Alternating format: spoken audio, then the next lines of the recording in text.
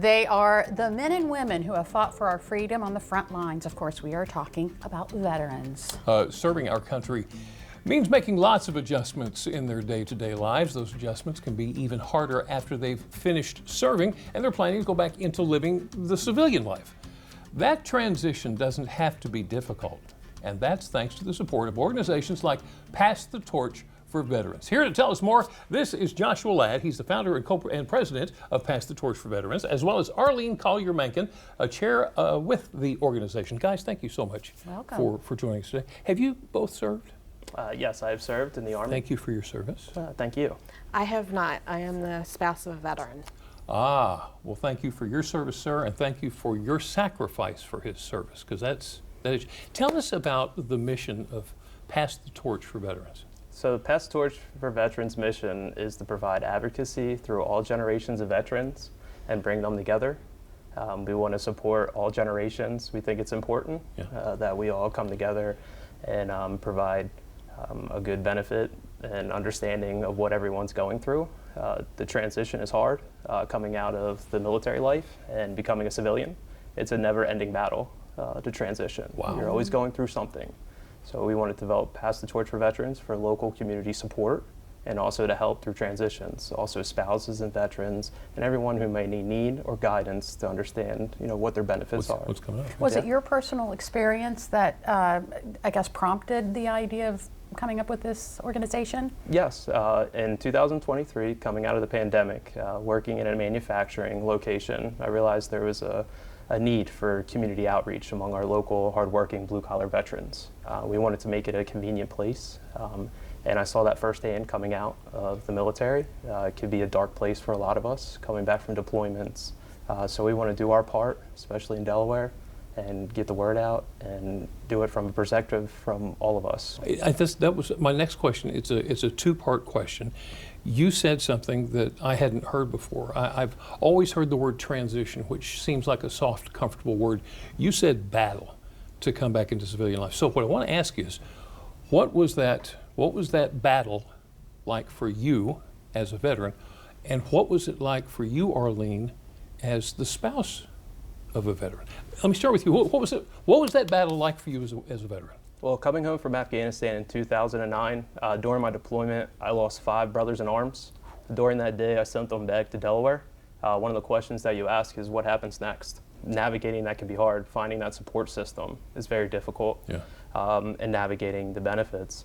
So the battle for me was kind of trying to find my place in society, understanding what's next. Because when you come out of your military career, sometimes you may feel changed, or things may be different. Perspective has definitely changed, but it's hard. So the battle for me was long, but it was worth it in the end.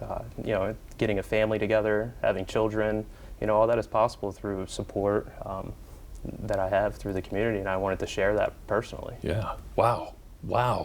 And Thank you for Arlene, that. what was your experience like with your husband?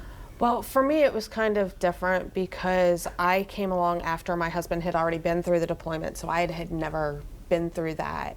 But I've been through the other side after coming out and retiring from the National Guard and trying to find a place in the community where his skills could be used and he could feel like his service wasn't for nothing. Mm-hmm.